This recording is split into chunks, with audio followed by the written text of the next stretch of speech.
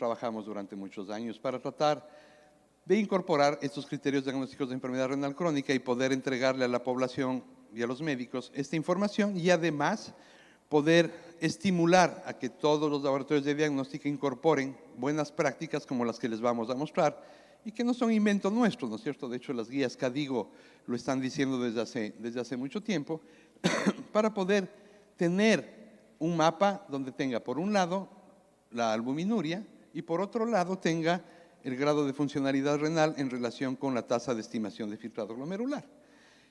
Ese es el sueño, llegar a eso. Entonces hicimos algunos trabajos para poder evaluar esto y poder cumplir estas recomendaciones del CADIGO, ¿no es cierto? Evaluar la creatinina sérica más la tasa de filtrado glomerular, usar la tasa estimada de filtrado glomerular y dejar solo la cistatina como test confirmatorio o cuando sea menos exacta, cuando tengamos personas con una gran masa muscular o cualquier condición que pueda alterar la estimación de la tasa de filtrado desde la creatinina. Y claro, desde el punto de vista clínico, la recomendación a los clínicos de usar esta estimación de la tasa de filtrado glomerular. Entonces, lanzamos un proyecto interesante entre SYNLAB Ecuador y SYNLAB Colombia, con la finalidad de incorporar dentro de nuestros sistemas informáticos la posibilidad de que cuando todo paciente entre 18 y 70 años que se haga una creatinina, se acompañe de un test reflejo que sería la tasa de estimación de filtrado glomerular. Esto que parece que es muy simple, realmente fue un trabajo súper complicado. O sea, de hecho, lo quisimos hacer en Ecuador, Colombia y Perú y no pudimos hacerlo en Perú.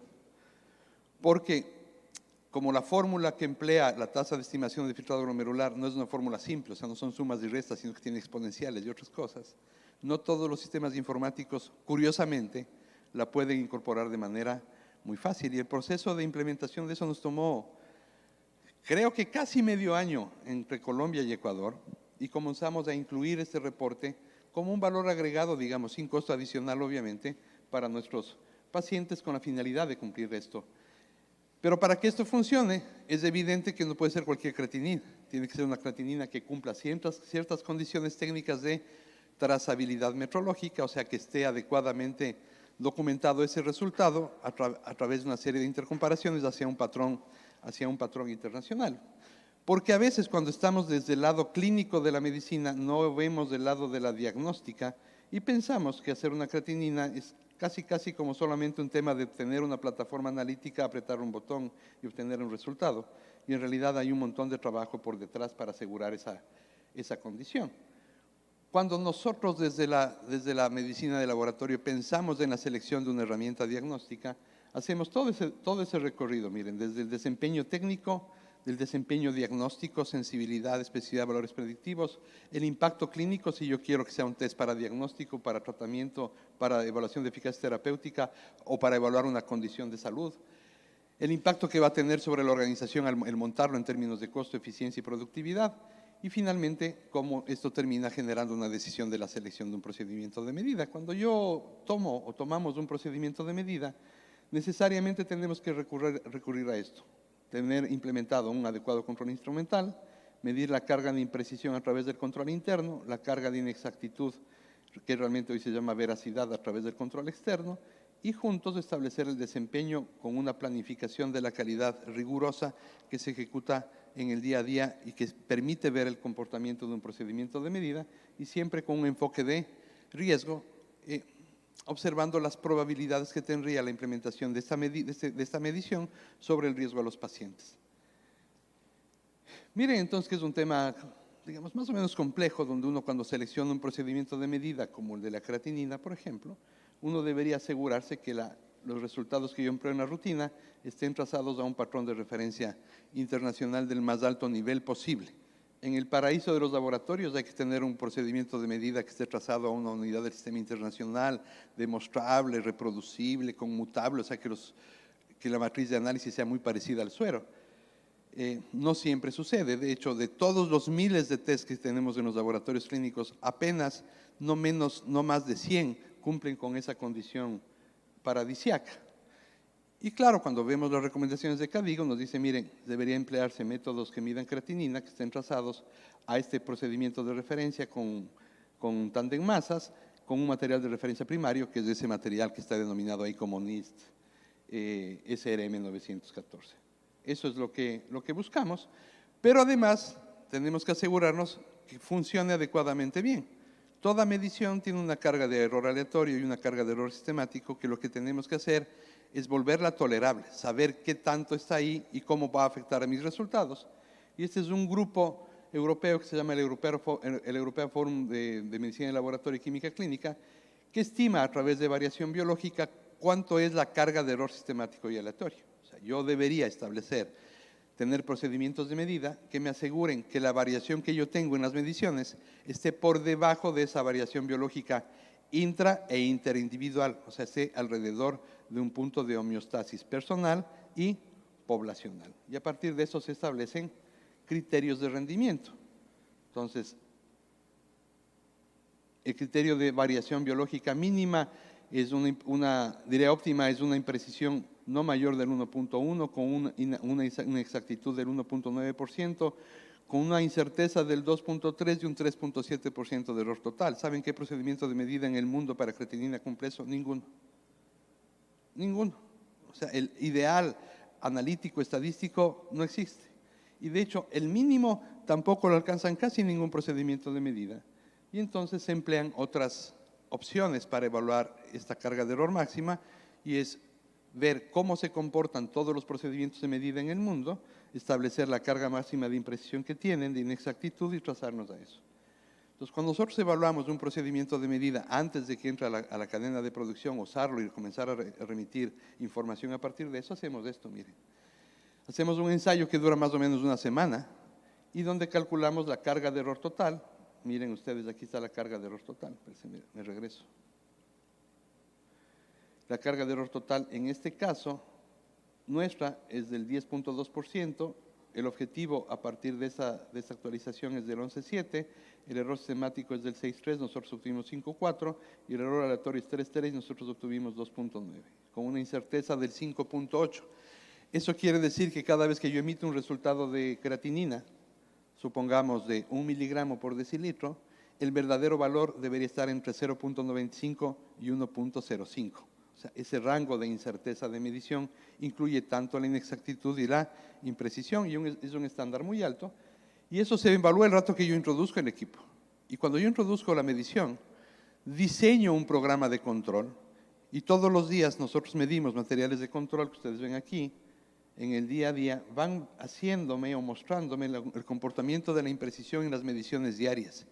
Y vamos marcando eventos interesantes. Por ejemplo, cuando yo cambio una botella de reactivo, se marca ahí, porque el cambio de la botella puede generar un cambio en el comportamiento. Miren cómo se mueve un poquito la carga de imprecisión. Y cada evento de esas 3 líneas de ahí atrás, es en una semana de diálisis, porque cambiamos de botellas de reactivo así a una velocidad enorme. Pero miren cómo establecemos esos límites de desempeño en el día a día, y si encontramos errores, se toman las correcciones que se necesiten, ¿no es cierto? Pero eso no es suficiente, sino que además periódicamente recibimos muestras ciegas de programas internacionales para saber qué tan cerca o qué tan lejos estamos de tener una medición verdadera. Y miren, este es un programa que tenemos con la Sociedad Brasileña de Patología Clínica, y aquí hay un ejemplo. Esta es una medición que tenemos de un material donde nuestro valor fue de 0. No veo el dato aquí exactamente. La media del grupo fue de 0.883, nosotros estamos un poquito por debajo, a menos 0.4 desviaciones de estándar, y este es el comportamiento que tenemos en ese material. Pero se envía un material, 2 materiales y 3 materiales. La banda que ven en blanco es la tolerancia de aceptabilidad del desempeño del programa de control externo de la calidad. Y esto lo hacemos periódicamente, cada 3 meses más o menos, durante los últimos 23 años. Entonces sabemos exactamente cómo se comporta nuestro procedimiento de medida. Y además vemos ese comportamiento a lo largo del tiempo. La banda verde es la tolerancia de nuestra especificación de la calidad. Y ustedes ven que está aquí desde octubre del 24 hasta julio del 25 el comportamiento a lo largo del tiempo. Y además detectamos esas variaciones por grado o por nivel de concentración. Ese cuadradito que ustedes ven por ahí, ese cuadradito es del más o menos una desviación estándar. Y en el último mes, por ejemplo en julio, se ve que todos están apuntando a una esquina. Y es una evidencia de un error sistemático pequeñito, que pese a que estamos muy cerca del valor verdadero, todos están apuntando con un sesgo ligeramente positivo y donde nosotros hacemos evaluaciones y seguimientos para asegurar la medición. Con un procedimiento de medida de ese estándar, de ese nivel de control, todo lo que digamos sobre el uso de la creatinina y la estimación de filtrado glomerular es válido. Si yo no tengo ese estándar de control, seguramente la estimación también va a tener un sesgo asociado a la medición inadecuada. Entonces montamos esa metodología, adaptamos nuestros leads y entramos en este programa que seguramente ustedes lo conocieron, de lo que es la enfermedad renal crónica, que lo voy a pasar rapidito, que básicamente fue incluir esto y ver cómo se impactaba en la población. Al final, nosotros cuando incorporamos la tasa de estimada de filtrado glomerular, decidimos en el reporte usar los estadios de enfermedad renal, pero no poner los 5 estadios de enfermedad renal por tasa de filtrado estimada, sino solamente agruparlos en 3. Alta probabilidad de enfermedad renal crónica cuando tengamos por debajo de 60 ml de tasa de filtrado, ligero descenso por debajo entre 90 y 60 y normales cuando estén por sobre 90. Y lo incorporamos de nuestros reportes, ahora los tenemos incorporados con la fórmula 2021 del CKD-EPI, eliminando el efecto de la raza, e incorporamos esto, muy simple, la tasa de estimación de filtrado glomerular con la fórmula declarada como pide la guía del CKD-EPI, con una nota que dice índice de utilidad en personas de entre 18 y 70 años de edad, no debe usarse por fuera de este rango ni en pacientes dializados, con los valores de referencia como les había comentado, y con una nota que dice, en tasas de filtrado glomerular menores a 90 ml se recomienda medición de microalbuminuria y cálculo de índice de albúmina creatinina. La albuminuria es un marcador más sensible para detección de daño renal temprano, especialmente en pacientes diabéticos. Porque claro, lo ideal sería a lo mejor a todos los pacientes tamizarles microalbuminuria, pero el costo y la factibilidad de hacerlo es muy alto. Entonces, comenzamos al revés. Recomendamos la estimación de la tasa de filtrado y recomendamos el uso de microalbuminuria. Hicimos un estudio en más o menos 4,000 pacientes en quienes se detectó alteraciones a diferente nivel de las concentraciones de tasa de estimado filtrado glomerular y apenas del 20% fueron prescritos dentro del mismo año una microalbuminuria luego. O sea, nos falta trabajar probablemente en penetrar la conducta clínica y que los médicos lean esta recomendación y la entiendan como un valor. No estamos hablando de médicos de especialidad, ¿no es cierto? Estamos hablando de los médicos de atención primaria, en donde, cuando conversábamos con algún colega, debemos recordarles que los pacientes tienen riñón y que si ven un gordito con sobrepeso, hipertenso, diabético, hay que verle el riñón y hay que evaluar con cosas tan simples como esta para poder diferir al manejo de especialidad. Entonces, ¿qué pasó esto? Con esta información que recopilamos por muchos años, estamos por publicar un trabajo que es este de aquí, donde evaluamos a casi 450,000 pacientes entre Colombia y Ecuador y vimos el comportamiento de la tasa de estimación de filtrado glomerular y encontramos esto, que alrededor del 4.4% de pacientes en Colombia y el 2.5% de pacientes en Ecuador, a quienes se les incorporó esa tasa de medición, tenían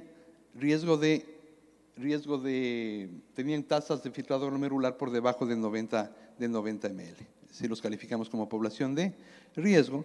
Y dentro de eso, quizás lo más llamativo es esto, que dentro de los individuos que tuvieron alto riesgo de enfermedad renal usando la fórmula de CKD-EPI, el 33% tenían valores de creatinina que se considerarían normales si es que no se incorpora la tasa de estimación de filtrado glomerular. O sea, hay una necesidad enorme de visibilizar la enfermedad renal crónica con herramientas tan simples como las que hemos comentado el día de hoy. Ahora, ¿qué más hemos hecho, digamos, para estimular o manejar, dar información a los colegas de atención primaria y a los especialistas sobre funcionalidad renal? Nuestros análisis de orina automatizados a través de esta plataforma que tiene un citómetro de flujo para contagio celular, incorpora también al final de la línea una estimación del índice de albúmina creatinina semi-cuantitativa. No es cuantitativa, es semi-cuantitativa, porque emplea unas almohadillas que tienen ciertos desempeños. Miren, ahí está creatinina.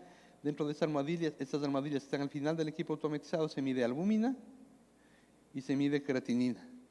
Y se calcula el índice de albúmina creatinina. Lo interesante es que esta almohadillita tiene un límite de detección de 5,5 y un rango responsable hasta 10. No sirve para hacer diagnóstico, sirve para hacer tamizaje. Entonces, ¿cuánto le afecta esto, digamos, económicamente al diagnóstico, al seguimiento de un paciente con sospecha de enfermedad renal crónica? Nada, porque incluido dentro del mismo costo de un elemental y microscópico de orina automatizado de buen nivel, se incorpora un índice albúmina-creatinina. Obviamente que si a ese paciente en paralelo le mandaron a hacer una medición de albuminuria, no va a ser 100% concordante porque este es un método semi-cuantitativo y el otro es cuantitativo. Sin embargo, con algunos colegas de la sociedad que trabajan cercanamente con nosotros, han visto el valor de uso de esta herramienta incorporada dentro del elemental y microscópico de orina para poder detectar precozmente pacientes, población con riesgo, que sabemos que pueden tener resultados falsos positivos en algunos segmentos, pero que entran en un proceso de tamizaje para poder identificar la presencia o no de enfermedad renal crónica. Trabajando con esto, ¿no es cierto? Entonces tendríamos por un lado la estimación de la tasa de filtrado glomerular y por el otro lado la aproximación a las categorías de albuminuria para establecer el pronóstico y llevar a estos pacientes hacia un mejor manejo de su salud renal. Entonces, miren, incorporamos aquí dentro del elemental y microscópico de orina este índice de albúmina-creatinina y con estos valores de referencia menos de 30 miligramos, de 30 a 299 y más de 300. O sea, incorporamos exactamente los mismos cortes y el valor de uso recomendado por CADIGO, ¿ya?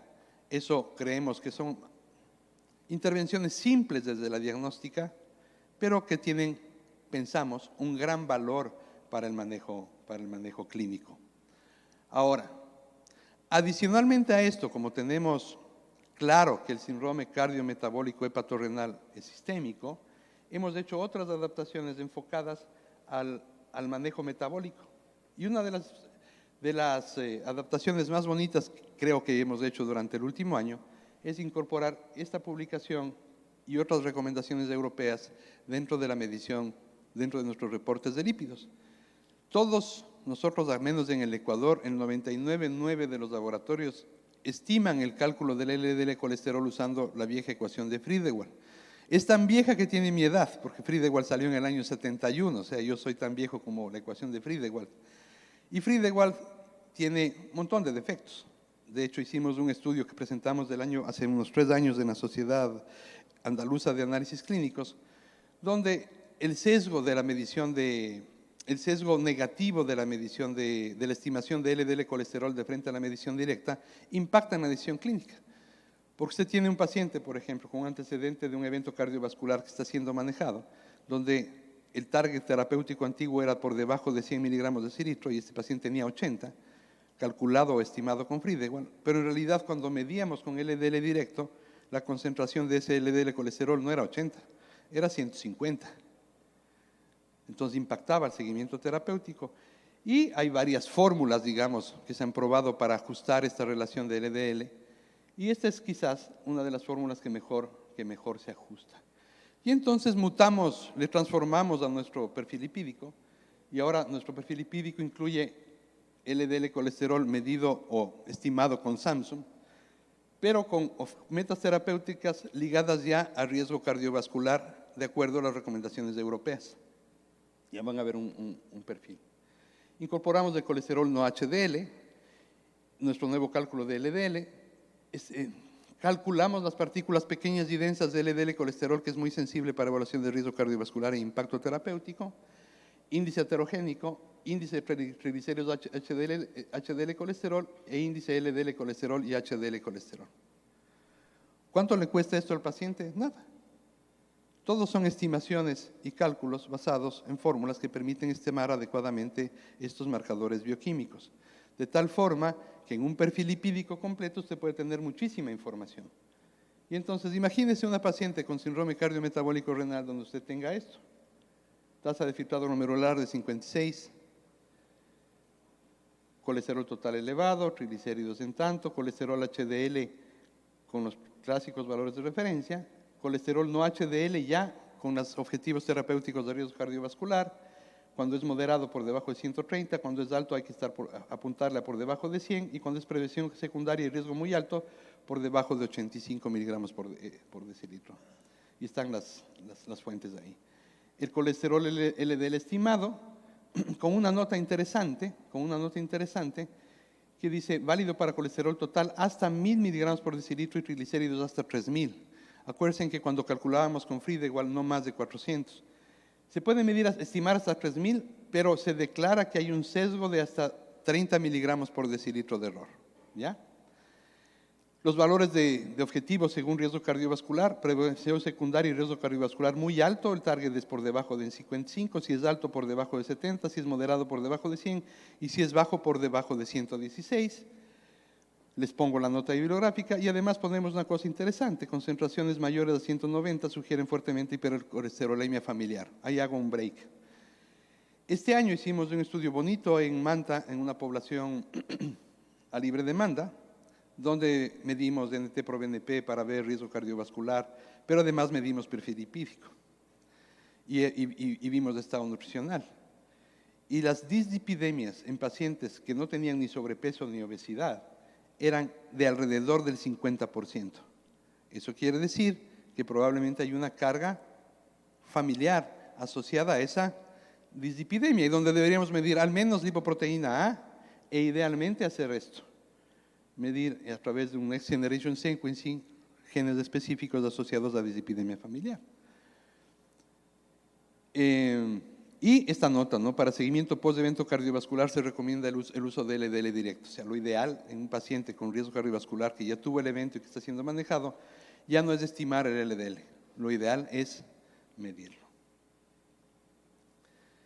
Los otros indicadores de los que hemos hablado, e hicimos una cosa bien simple. Le añadimos aquí al final del perfil lipídico este QR, que es un acceso a la calculadora de riesgo cardiovascular de la American Heart Association. La idea es que el médico en un solo momento, que tiene la clínica y que tiene los análisis de laboratorio, pueda calcular el riesgo y a su paciente decirle, mire, sabe que su riesgo de un evento cardiovascular a 10 años es de tal porcentaje. Hemos trabajado en eso y estamos convencidos que el trabajo nuestro como laboratorio tiene que ser un trabajo que transforme, porque cada vez más está pasando esto. Los test de laboratorio están volviéndose commodities, o sea, están volviéndose casi como un esfero o un lápiz. De hecho, les cuento algo. En Brasil, por ejemplo, la Autoridad Sanitaria Brasileña autorizó que en las farmacias se hagan test de laboratorio por test de diagnóstico rápido, y eso ha generado un desastre en el manejo de salud, porque resulta que entonces un paciente sin condiciones de ayuno ni indicación clínica se puede hacer un perfil lipídico en un point of care testing que diga cualquier cosa en un lugar donde existe un riesgo de conflicto de interés para prescripción, qué sé yo, de un fármaco vinculado. Entonces los laboratorios y quienes prescribimos pruebas de laboratorio debemos entender algo. Los laboratorios no son resultorios, porque a veces los médicos que estamos en el área clínica pensamos que los laboratorios tienen que darme el resultado que yo quiero, del test que yo quiero, el momento que yo quiero, porque ese laboratorio solo debe darme resultados.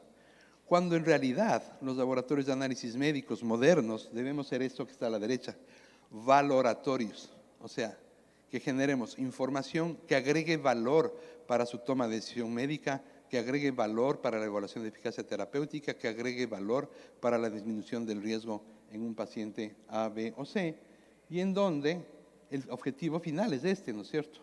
Fortalecer el concepto de medicina de valor, trabajando más en promoción y prevención, o sea, seleccionando población con riesgo para evitar que llegue a los estadios finales, donde el costo del manejo es súper caro, donde el impacto sobre la salud de las personas y sobre la familia es extremadamente caro, donde el gasto de bolsillo del Estado y el gasto de bolsillo de las personas es muy alto, y entonces debemos trabajar en medicina basada en valor. Los resultados relevantes para el paciente divididos por los costos por paciente a lo largo del ciclo completo de atención para lograr esos resultados. Es decir, cómo logro hacer decisiones inteligentes y eficientes para hacer el diagnóstico, el manejo y el control pronóstico. Eso no es una frase mía, es una frase de un experto en gestión que es el doctor Porter, que la publicó en el año 2006. Y que quede claro que si bien la tecnología es súper importante, el cómo nosotros gestionamos la tecnología y aportamos la construcción de la información tiene un valor muy alto para la seguridad de los pacientes, ¿ya?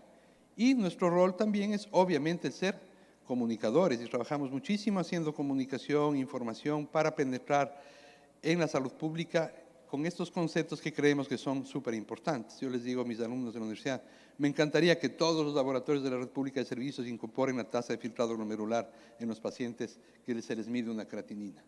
¿Por qué no hacerlo? Si no cuesta nada. Solo requiere la actitud y la conducta para hacer las cosas, ¿no es cierto? Entonces mostramos estas cosas, mostramos nuestras experiencias en trabajos de investigación, tanto en salud renal como en salud cardiometabólica y en otras áreas, con colaboración interinstitucional también, porque son cosas que tenemos pendientes por hacer.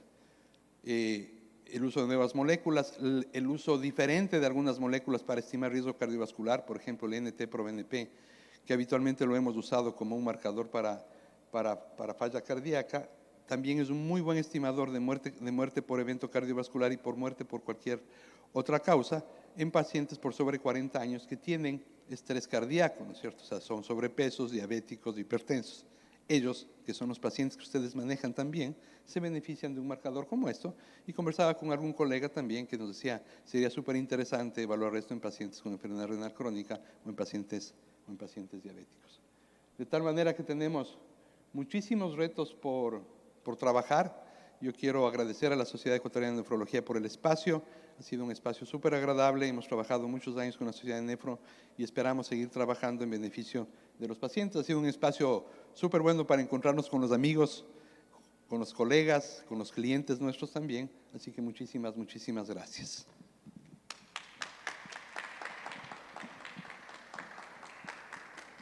No sé si tienen alguna pregunta o alguna inquietud.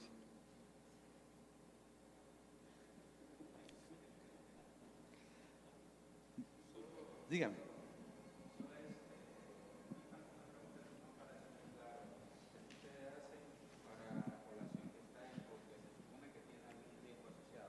Por ejemplo, para nuestros pacientes que están en hemodiálisis, que nosotros tenemos en algún caso, ¿no? Enviamos pacientes con ustedes, supongamos que sea un paciente de nuevo ingreso, joven, cuando se le pide perfil lipídico, estas... Todo el perfil lipídico nuestro es ese. Pero no nos está llegando así. Tienen que pedirlo como perfil lipídico. Si lo piden como colesterol, solo llega lo que pedimos. Solo llega colesterol. Tienen que pedirlo como perfil lipídico, entonces ahí sí. Hay que pedirlo como perfil lipídico. Incluso hasta la estimación de la función renal, porque por ejemplo en mi área yo me dedico a peritoneal y necesitamos saber exactamente cuánto queda de función renal residual. Pero la estimación de la tasa de filtrado glomerular... esa sí nos llega. Sí les llega, pero con ese cuidado, ¿no? La estimación de la tasa de filtrado glomerular en pacientes con terapia de reemplazo renal no tiene... Sí, pero en el caso nuestro, como yo le digo, pacientes de peritoneal, de reciente ingreso, pacientes que estaban hasta hace quizás 6 meses o 3 meses en un estadio 4, pasando a un estadio 5, inician ya diálisis peritoneal con un buen volumen residual, es importante para nosotros incluso para definir si le vamos a hacer diálisis incremental o no. Ajá, sí, todas las creatininas nuestras incluyen la tasa de estimación. Muchas gracias. Listo, muchísimas gracias. Gracias.